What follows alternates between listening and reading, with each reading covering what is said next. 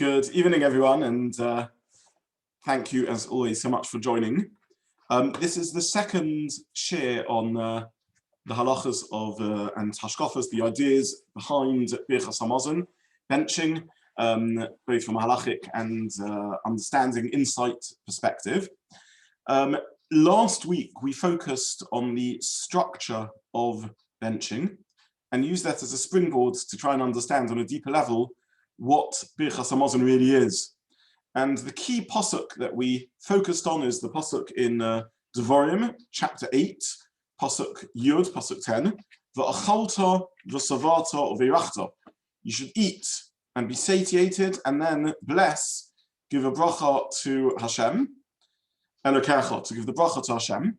And we saw how this bracha was embedded in a sequence of psukim that talk about the mon, talk about our journey through the Midbar, the exodus from Egypt, and the appreciation that we had for Hashem then, the danger of entering Eretz Yisrael, where we would be tempted to forget the gratitude and appreciation that we owe, and the idea of blessing Hashem for the fruits of Eretz Yisrael, either all the 7 species or at least bread itself, having a bracha afterwards upon eating it.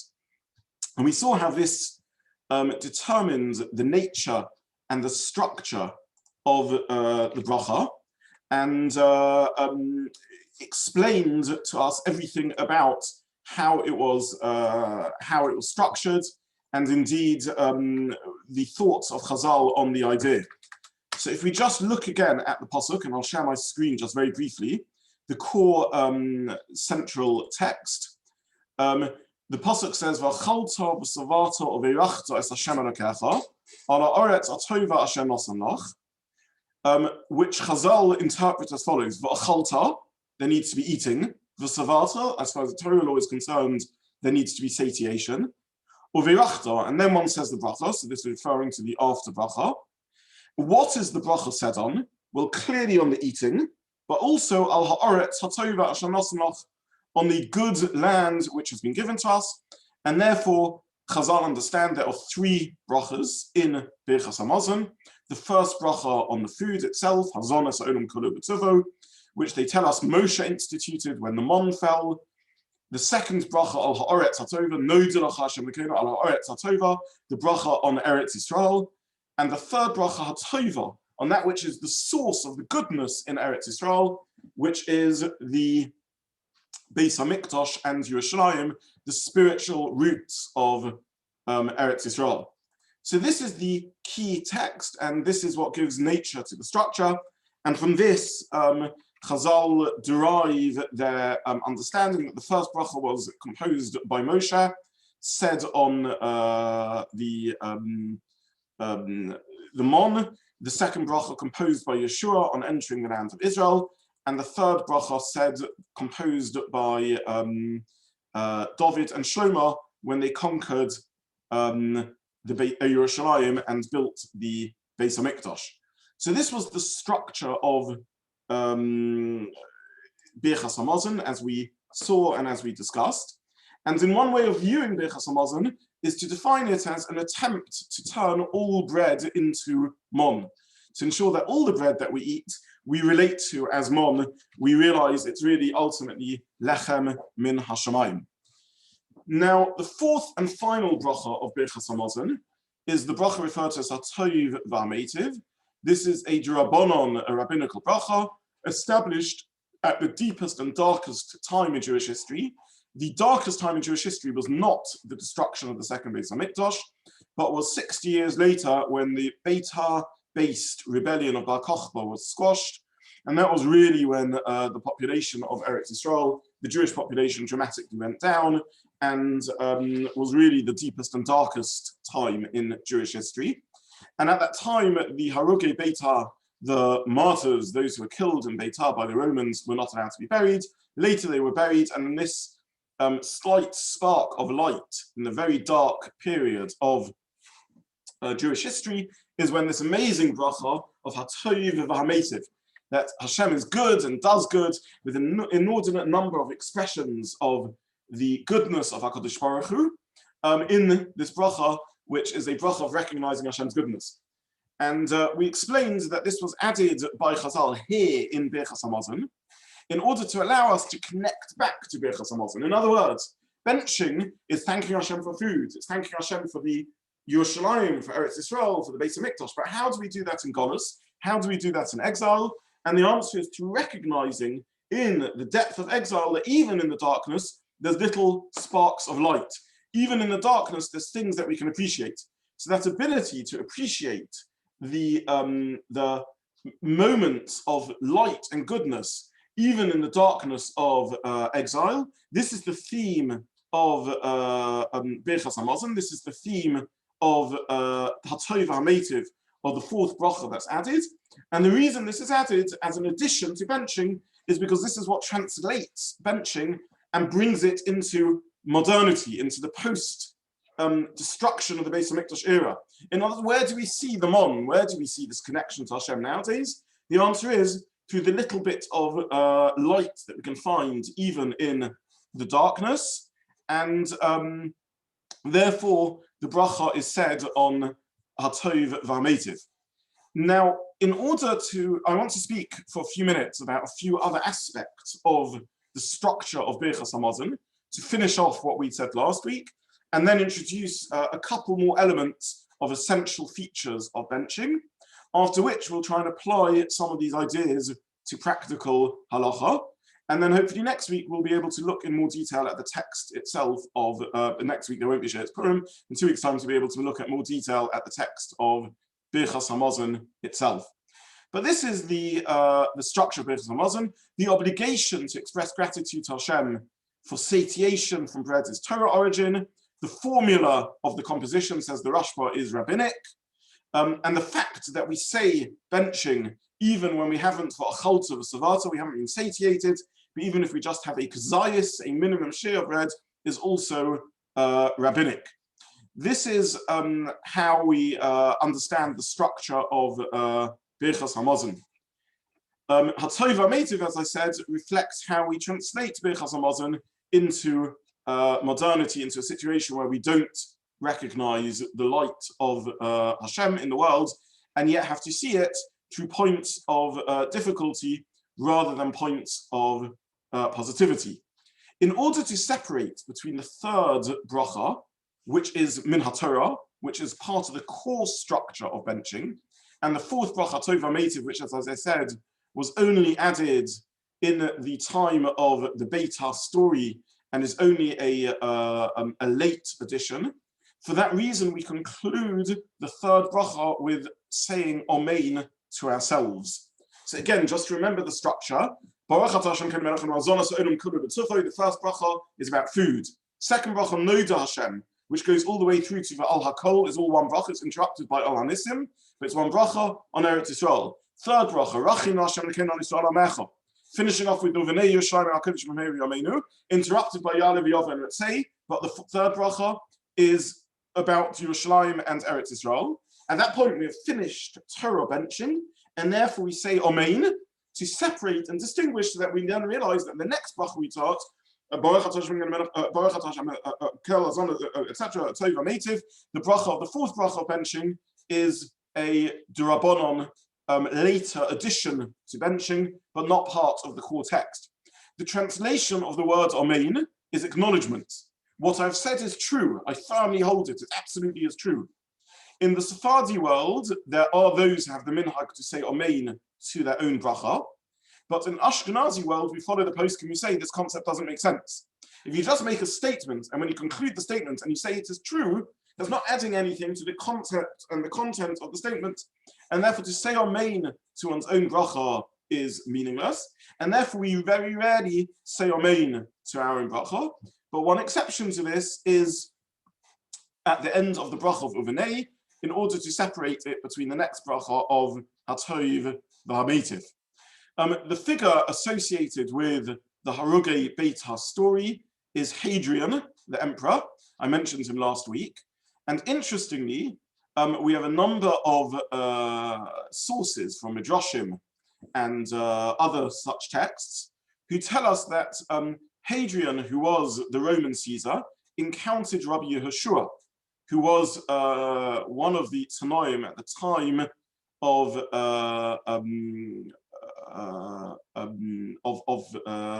the Beitar rebellion and Hadrian's rulership. And Hadrian himself, according to the rabbinic texts, recognized the uniqueness of the survival of the Jewish people despite these times. And he said the very famous phrase, Gedola HaKivsa, great is the lamb, Ha'omedes bin Shivim Ze'evim, that manages to survive amongst 70 wolves. And that's the bracha v'tov that we survive even in the darkness. The next section of Birchas Hamazon is the Harachamon section, the various Harachamons. This addition to Birchas Hamazon is very late. It stems from the era of the Gaonim. So the conclusion of the Gemara era was roughly the year 500. The era that followed through to the year 1000, the center of world Jewry was still in Babylonia, in Bavel. The leadership of world Jewry was still the Rosh Yeshiva in Bavel, who were known as the Gaonim. Around the year 950 to 1000, the era of the Gaonim and the centrality of Bavel came to an end, and wonderful Jewish communities were flourishing in Spain and in Germany and in France and in Italy and North Africa, and the era of the Rishonim started. The custom of saying Harachamon as an addition to benching stems from the era of the Gaonim, so it's a very late addition to Birchas Hamazon. It's certainly not part of the core text of benching. So this is this is the conclusion of the broad structure. What else does Birchas Hamazon have to include? So the Gemara tells us it needs two additional features. This is Gemara in Brachos, Daf Memches Omid Beis, the 48th Daf in Brachos. And the Gemara says that for Birchas Hamazon, one also has to mention not just Eretz Yisrael, but one also needs to mention bris, the idea that we have a covenant with Hashem, perhaps specifically the bris milah. And also we need to mention Torah, the idea that we have Torah, that we were gifted Torah by Hashem. Why do we need to mention these two features? Says Rashi on the Gemara, because it is through the covenant with Avram, the bris milah in particular, in which the gift of Eretz Yisrael was given to us. I will give you and your descendants after you the lands of your dwelling, Eretz Yisrael. And since it's in the merit of bris that we have the Torah, therefore bris milah also needs to be mentioned in Birchas Hamazon. Finally, says the Gemara, we also need to mention Torah in Birchas Hamazon. And again, Rashi comments on that, and he says it's because it's in the merit of Torah that we inherit Eretz Yisrael, and he brings the pasuk in Devarim. There in Devarim, Ches L'man Tichlun, V'rebisem Uvasim V'ishtem Esaretz, our ability to remain in Eretz Yisrael is in the merit of Torah. So Birchas Hamazon needs to include two additional features, Torah and bris milah. Now, when do we mention Torah and bris milah in Birchas Hamazon? The answer is in the second bracha. Nodel Hashem Elokeinu, Al Shin Chaltel Avosenu, Eretz Chem Tov Lahavah. We'll look in more detail next week at the text of Birchas Hamazon. But for those of you who want to prepare in advance, if you look at the text in Birchas Hamazon and you look at the lengthy chapter in Devarim chapter 8, which we focused on last week, you will see how the language used in Birchas Hamazon is designed to parallel the chapter, and therefore we start off in Birchas Hamazon with Al Aretz Chem Tov Lahavah, with thanking Hashem for Eretz Yisrael. But then we carry on. We thank Hashem for taking us out of Egypt. Again, have a look in 8th chapter of Devarim, that sequence of verses that we looked at, where we saw that part of Birchas Hamazon is recognition. We were in Egypt, we were vulnerable. We then went through the desert and we were vulnerable. Amazingly, we now have Eretz Yisrael, but we need to remember, don't take it for granted. We also need to thank Hashem there. And then we add in for the bris, the covenant stamped into our bodies, our flesh, and the Torah that you have taught us. So this is another essential feature of Birchas Hamazon. It needs to include these two elements. it needs to mention the mitzvah of the privilege, the bracha of Eretz Yisrael, and the privilege and the bracha of the bris and the Torah, which is what gives us a right to Eretz Yisrael. Now, at this point, I want to introduce a question which will sound unrelated, and you will see how this connects with what we've just spoken about. The title of this series is not just the A to Z of Birchas Hamazon, trying to understand the thought behind it and the halachas behind it, but also with a particular slant to ladies and their relationship to mitzvahs. What is the relationship of ladies to Birchas Hamazon? Is it the same obligation or somehow a different obligation? So the Mishnah in Brachos tells us, Mishnah in Kaf Omid Beis in 20b in Brachos tells us that ladies are obligated in Birchas Hamazon. However, surprisingly, the Gemara then records Ravina, one of the Amoraim, who questions whether this obligation is a Torah requirement or a Drabonon rabbinic requirement. And let me explain what we mean when we talk about a Torah requirement or not. There is no doubt whatsoever that women can do the mitzvah of Birchas Hamazon. A mitzvah, whether it's listening to shofar, shaking the middle of an esrog, or sitting in the sukkah, which ladies aren't obligated in, they can still have a kiyum fulfillment of the mitzvah. So there's no doubt that when a lady is benching, she's fulfilling a Torah mitzvah. However, with respect to the chiyuv, the obligation, the Gemara questions whether this is a Torah obligation or a rabbinic obligation. Now, why should it be a rabbinic obligation? Surely it should be a Torah obligation. Obviously, it should be a Torah obligation. It's not a mitzvahs asay shavman grama. It's not a time-bound mitzvah. So why on earth should it be a rabbinic obligation? So this question puzzled the Rishonim. There's some who suggest that in a sense it is a time-bound mitzvah, since meals normally have a fixed schedule. We only have a bread meal perhaps twice a day, and therefore there's a time-bound element of it. But this isn't the halachic conclusion. And the Rishonim therefore struggle to understand why should we consider a possibility that it is not a Torah obligation on ladies. And we now get back to our previous mentioned point, because Rashi puts forward the suggestion that the distinction between men and ladies with regards to Birchas Hamazon is because Birchas Hamazon has to include a reference to Eretz Yisrael. And since ladies do not directly receive a portion in Eretz Yisrael, the division of Eretz Yisrael was to men rather than to ladies. The portion of Eretz Yisrael was given to men. Therefore, Rashi suggests that's why ladies may be exempt from Birchas Hamazon, because the essence of Birchas Hamazon is about Eretz Yisrael, the apportionment of Eretz Yisrael. Now, for those who remember the Chumash, you will know that actually the Benos Salafchad, the daughters of Salafchad, did receive a portion of Eretz Yisrael, and ladies absolutely can inherit Eretz Yisrael. Nonetheless, Rashi says, since the original division of Eretz Yisrael was based on the families and distributed to the men, therefore they can't say Birchas Hamazon. Tosfos objects to this explanation, and he objects both on a practical level and a conceptual level. And he says, first of all, there were other people who didn't receive Eretz Yisrael, a portion of Eretz Yisrael. For example, Geirim, converts to Judaism, and Leviim, Kohanim, who didn't receive an allocated portion of Eretz Yisrael. So should we say that they're also not able to bench? Clearly, a portion of Eretz Yisrael isn't a determining factor, and therefore this can't be the reason.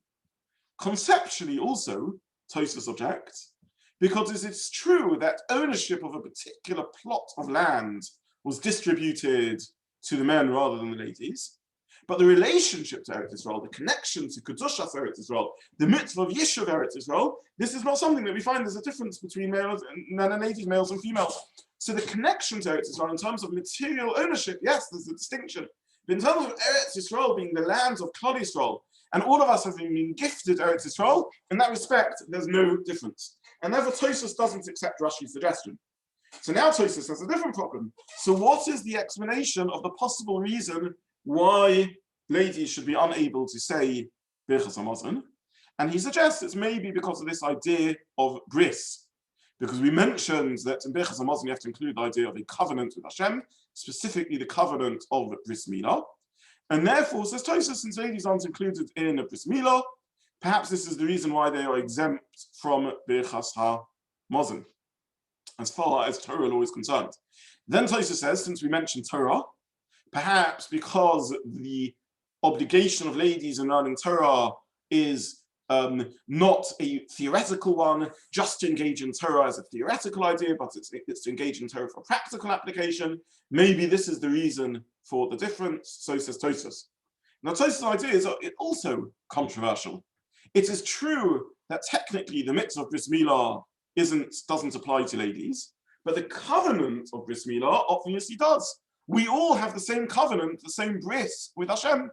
Similarly, we all have the same relationship to Torah, even though there are halachic distinctions in exactly how the application of the mitzvah of Talmud Torah applies.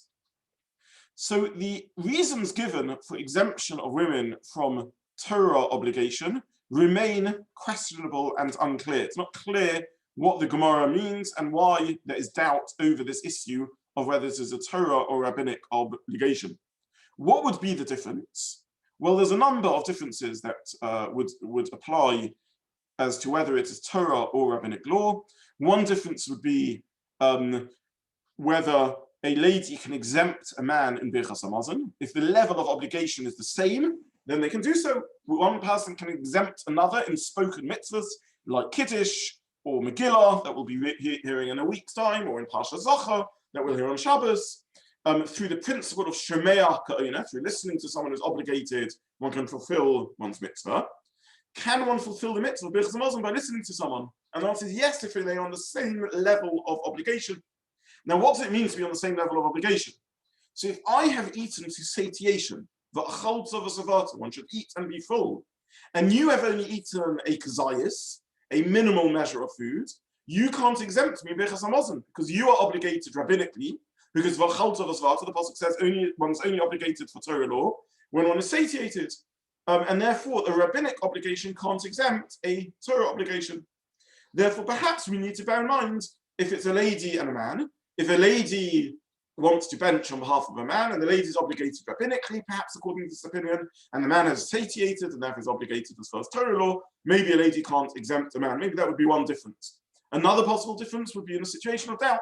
Someone is unsure whether they have correctly said Birchas HaMazon. Then again, in the case of Torah obligation, Sophic to Araisa or Chumrah Torah law, we go for the stringent possibility and have to repeat benching. In the case of rabbinic obligation, one doesn't have to repeat benching. So this is an unresolved issue as to what the nature of ladies' obligation is in Birchas HaMazon, and this remains unresolved all the way through to halachic literature. So this is something that remains a matter of controversy. The Shulchan Aruch doesn't completely resolve it. On a practical level, what difference does this make?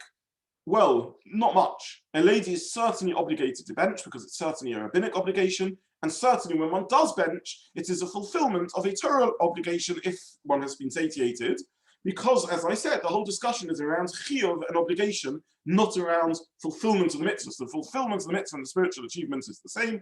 It's simply the obligation, whether the obligation applies or not. Now, what happens if one is in a situation of doubt and one is unsure whether one has benched or not? One can't remember if one has benched or not. So this might get caught up in this argument, and it may be that this is connected to this issue. If one is biblically obligated, Torah law obligated to bench, one would have to repeat, and if one is not Torah obligated, then one wouldn't need to repeat. In practical halacha, if a woman is unsure whether she benched or not, the Mishnah Berurah paskins that she can and perhaps would be advised to bench again, because there's no harm in benching again. The Mishnah Berurah explains that many Rishonim maintain the view that Birchas HaMazon is Torah law, and therefore a woman can bench again, and ideally should, if at all possible, even in a situation of doubt. So on a practical level, there isn't an enormous distinction around this discussion, but interestingly, part of the debate around ladies and whether they're obligated in Birchas HaMazon connects with the thing that we mentioned previously, which is that Birchas HaMazon needs to include the concept of bris and Torah. Bris and Torah, and therefore perhaps ladies are not obligated as far as Torah law is concerned in Birchas HaMazon. Now, there's two more features that we need to discuss based upon the original pasuk that we looked at, the achalta, the savata, or veirachta, as to the nature of the chiyuv, the obligation to bench. And the first question, actually I'll do this in reverse order, so I'll deal with the first question second and the other way around. But the first question is, on what food do I need to bench? Now we saw the sequence of psukim. In chapter 8, pasuk 8 of Devarim, it lists the Shivas HaMinim, Eretz Chitzos Origaf and Atzein of Rimmon. In chapter 9, in pasuk 9, it continues the praises of Eretz Yisrael. Eretz HaShalom b'miskunus toicha lechem, bread is a plenty. And in pasuk Yud, pasuk 10, it tells us that when one eats and is satiated, one should bench. So what foods is this going on? Now, it could be going on the previous two verses, in which case it's going on all the Shivas HaMinim, plus bread, which generally is made from wheat or barley, and therefore is also from the 7 species. Or it could be only going on the previous bracha, which is bread, and therefore only on bread is one obliged to bench. The nafkamina, the difference between these two readings, would be whether al ha-michya or al ha-eit or al priya gofen, the short bracha we say, which is, if you look at its content, a summary of Birchas HaMazon, is also Torah obligated or not. And the normative halachic conclusion is that it is not Torah obligation to bench, so you say Birchas HaMazon or al ha-michya rather, on non-bread foods. However, bread, we do need to say Birchas HaMazon. What defines bread? Well, this will be the discussion that we will look at shortly, particularly around the issue of cakes and biscuits and Mizonos bread and quantities and the like. So that's the first question. The second question we need to ask is, how much food, how much bread do I need to eat? And we saw already that as far as Torah law is concerned, it's for savata, it's when I achieve satiation. However, rabbinically, it's even when I only have a kazayis, when I have, roughly speaking, an olive size piece of bread, already at that point, I am obligated to bench. Now, if one eats a full meal and is satiated, one is certainly obligated to bench. The achalta v'savata, one's eaten and satiated on bread. If one only eats a kazayis, then one is obligated to bench rabbinically. What happens if one's satiated through eating less than a kazayis? For example, you fill yourself up on cucumbers, and then you have a small piece of bread less than a kazayis, but that gets you to satiation. Are you obligated in Torah law? That would depend how you read the pasuk. If achalta v'savata means you need to have A, the condition of eating enough, and B, the condition of satiation, then in a scenario in which you're satiated but you haven't eaten much bread, you wouldn't have to bench. If, however, the pasuk means as long as you've had some bread and you've achieved satiation, then you would have to bench even for Torah law with satiation. So exactly how the two relate to each other remains a little unclear, but the fact is that as far as Torah law is concerned, if you eat and are satiated, you're obligated to bench. As far as rabbinic law is concerned, even if you only have a kazayis, you're obligated to bench. Now, how much is a kazayis? I don't want to go into the full halachic debate around the quantity of a kazayis and why it is that in the modern day halachic process, we assume fairly large olives. There are numerous types of olives around the world. I'm not going to go through full lists of them, but there are a large variety of olives around. Probably the average size of olive is somewhere around about 6 milliliters. However, in practical halachic terms, we only consider roughly 27, 28 milliliters to be a kazayis with respect to benching. Those of you who are aware of the topic will be aware there are even bigger quantities of kazaysim around. There's the view of the Chazon Ish, which is followed largely in Bnei Brak, of an even larger olive. 27 milliliters is considered to be the amount of the standard amount that we bench on, without going into all the halachic details of this. Now, it's difficult to measure volume. It's much easier to measure weight. We can put the weight of a food on the scale, and you can get the measure of the weight very easily. Whereas volume, it's quite difficult. To measure volume, you either have to cut things into small pieces, or you need to displace water, and bread is absorbent, so it's quite difficult to work out how much water it displaces. And unfortunately, there's not an easy way to translate volume into weight, because of course the relationship between volume and weight depends on density. So a more dense food will weigh more for the same volume, and less dense food will weigh less than the same volume. So it's very difficult for me to give guidance as to exactly what the measure is, but you should be aware it's not a particularly large size. We perhaps think of a kazayas as being a large amount because some of us use large quantities of matzah on Pesach night because of there it's a Torah obligation, and matzah is actually quite dense, and therefore you need to eat a larger weight of matzah in order to get the volume. But let me put it this way, a slice of bread in the middle of a loaf is probably about 100 milliliters, in which case certainly a third of a slice is already a kazayas. So it's quite a large, quite a small quantity. If it's rye bread, which is a little bit denser, then maybe it'd be half a slice. With a bagel, if you think about a typical bagel, it could be as little as a tenth of a bagel, which would already be a kazayas. If you think about a matzah, it would perhaps be about half the size of a machine-made matzah. So exactly how to measure kazayas would vary food on food, but I hope that gives you a little bit of a ballpark feel for it. If you picture a golf ball, so a golf ball is about 40 milliliters. So a kazayas is about three-quarters of a golf ball, about 30 milliliters. So hopefully that gives you an idea of the volume. So this is the volume of bread that has to be eaten in order to obligate one in Birchas Hamazon. I will continue with further halachas around the obligation of Birchas Hamazon, but I now want to revisit the issue of on which sort of bread do I need to bench. And this is a really important discussion because there's a large amount of confusion about the practical ramifications of this, this halacha. So what bread do I need to make benching on? The pasuk says lechem. The pasuk says I'm only obligated in Birchas Hamazon if I have eaten bread.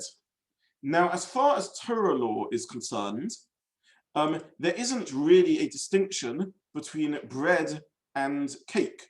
Both bread and cake are referred to in, and biscuits for that matter, are referred to in halachic terminology as lechem, or pat. They are both referred to in the Gemara as pat.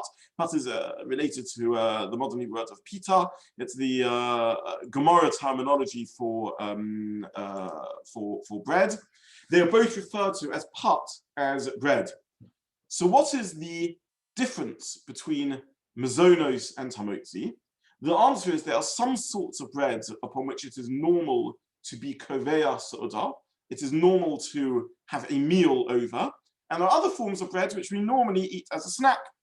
Bread which is savory, we use as a part of a meal for a sandwich or in a more formal meal. Whereas bread which is sweetened, which is what we in modern English call cake and biscuits, we normally don't have as the central part of a meal, and therefore the bracha is not Tamoxi, is Mizonos, and we don't bench on it.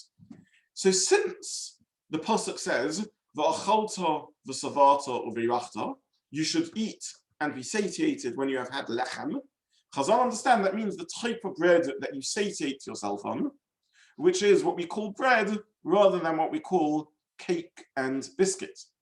However, they said, if you have a meal quantity of cake and biscuit, a quantity which one is kovea seudah on, one fixes a meal on, one sets out and has a sort of fixed meal over that quantity, at that point one would be obligated to bench even on cake and biscuits. Now I want to stress here something else.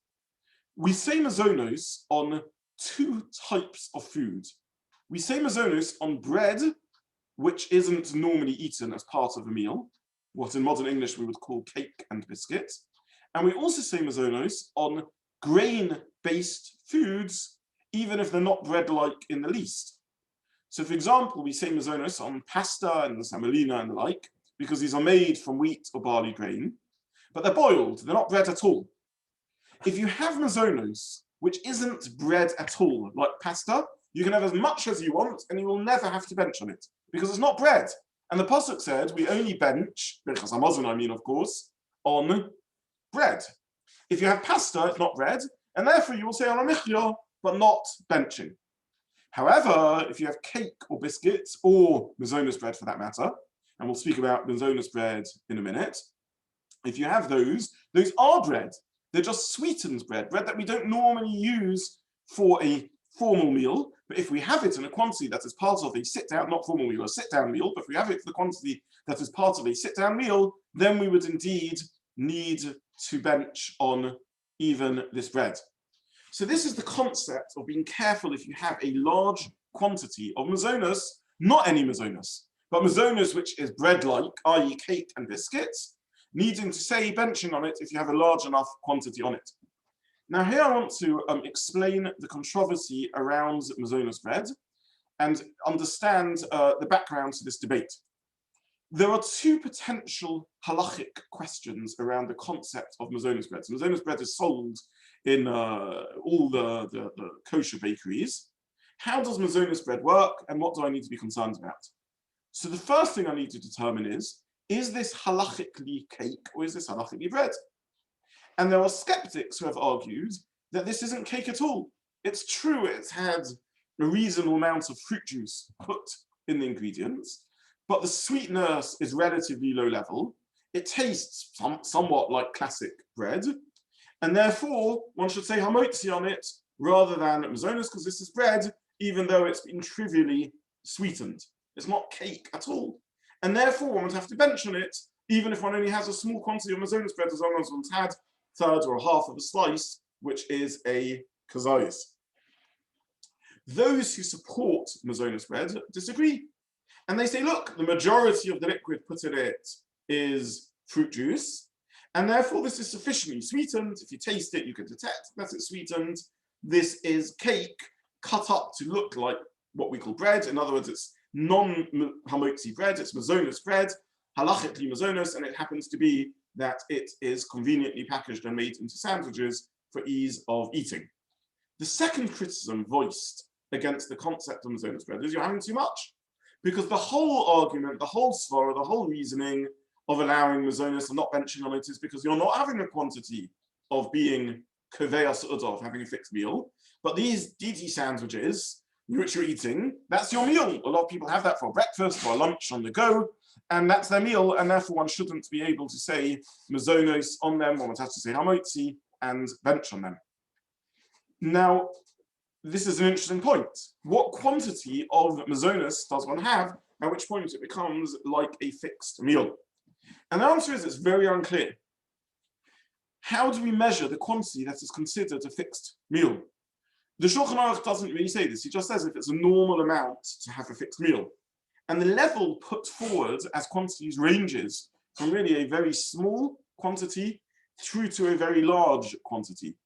I don't want to go into the full halachic background to this, but in certain respects, like for when one makes an Erev, one has a sort of symbolic meal which is put aside, which is the quantity of 3 or 4 egg volumes of food, which is really not a large amount at all. It's about 150 to 200 milliliters of food, perhaps 1.5 to 2 slices of bread. According to those opinions, already at 1.5 or 2 slices of bread, one would have to wash because this is the size of a meal. Others argue and they say, no, this is the size of a minimal meal. In fact, it's described explicitly as the most minimal meal possible. But that's not what Halacha says. It doesn't say if you have the most minimal meal possible of Mizonos. It says if you have a proper meal-sized quantity of food. Others determine the quantity of bread that one needs to have based upon the mon. The mon fell omer l'gilgoles, a measure of an omer a day per person for 2 meals a day, in which case we could take half the quantity of an omer, and that would be the determinant of how much we use for a meal. But to my mind, and this is the view of Ramosha Feinstein and others, the most convincing definition of how much Mizonos one can have is the amount of quantity that one would have for a proper meal. In other words, how much bread would one eat to fill oneself in a proper meal? Now, actually, we eat a fairly large quantity of food in a proper meal. If you look at the amount of meal you have, if you have a fixed meal, if you sit down for supper, one actually has something quite large. Picture a pita full of falafel and vegetables, or even a laffa, full of food. If that's the sort of shawarma, if that's the sort of quantity of food one has for a proper meal, that gives one an indication of how much bread one would have to eat. Now, it's not just bread by itself, it's bread or anything that's literally eaten with the bread. So if you have bread, a small amount of bread, and then you have lots of chicken and potatoes and salads, you will not have to bench if the bread you've had was Mizonos bread. Because it didn't fill the bread, you just had a bit of Mizonos bread, and then you had the rest of the meal. However, if you have Mizonos bread, where you fill it with food, and you literally eat it together with the food, for example, a lahavah or a full pita, that's already a significant quantity of food, and at that point you would have to bench. DD sandwiches, 4 half slices or 2 slices of bread, or perhaps the volume of 3 or 4 eggs worth of bread, which according to the strictest opinion you would have to bench on, but it's certainly not the quantity of a proper meal. Now you may say, well, I have this as a proper meal, I eat this for my breakfast or for my lunch, and the answer is you're choosing to live a lifestyle in which you're not eating a proper meal for breakfast or lunch because of the pace of life. But when one actually bothers sitting down and having a proper meal, one eats a larger quantity of food.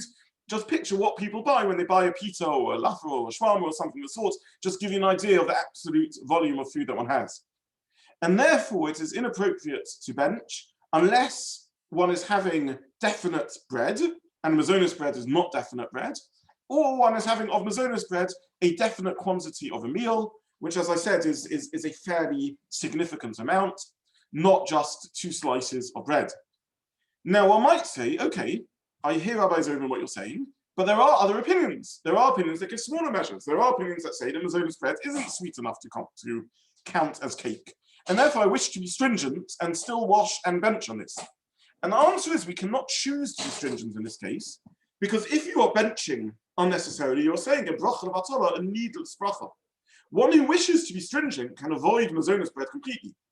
But if you are having Mizonos bread, then the stringency cannot be to wash unnecessarily and say a bracha on washing, or bench unnecessarily and say the bracha Birchat Hamazon, or to say Tamoxi lechem min haaretz wrongly, because this isn't bread. And therefore, one has 2 options. Either to say I wish to be stringent and avoid Mizonos bread completely, which one doesn't have to do, because one can follow normative halachic psak, or to have Mizonos bread, which is a convenient way to do things, especially those who, nowadays we're all working via Zoom, but those who are going to work, it's convenient in the city or other places to be able to buy kosher bread. To tell people to avoid Mizonos bread is not an appropriate chumrah in general. And at that point, one cannot be machmir by saying, I will have bread, I will bench on a smaller quantity. One has to assess what is a genuine, legitimate meal for a normal person of one's status. Now, some people obviously have smaller appetites and some have bigger appetites, but that's not the way it works. It goes by what's normal and average.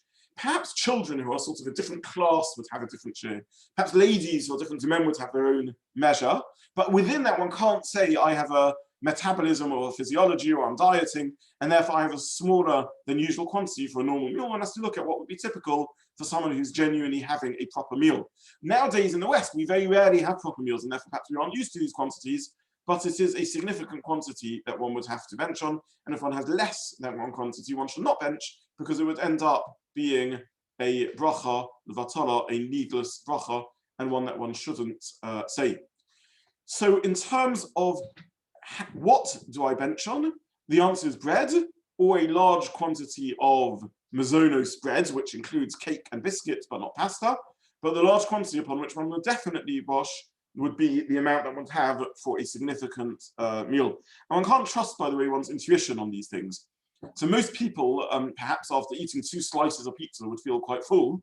And the reason that is the case is because pizza is very greasy and heavy, and therefore one simply doesn't want to eat more.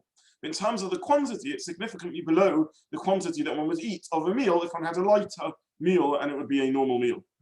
So we've run out of time for today, so I will stop there in terms of the halachas of today. And in Mitzvah Hashem, we will look next week at a continuation of the halachas of Birchat Hamazon, and also try and explore in greater depth the actual text of the brachas and understand what the brachos are saying, so that we can follow how the ideas that we discussed last week and somewhat this week, the principles behind it, actually apply in terms of practical, the practical text of the bracha. I'll stop here for today. There's a couple of questions that have been posted on the chat group, which I will not address today because of the time, but I will take a note of and try and address at the start of next week. So in the meantime, I wish you all a good evening. Thank you so much, as always, for joining, and be well, and looking forward to seeing you, sorry, not next week, but 2 weeks' time, when we will continue these shiurim.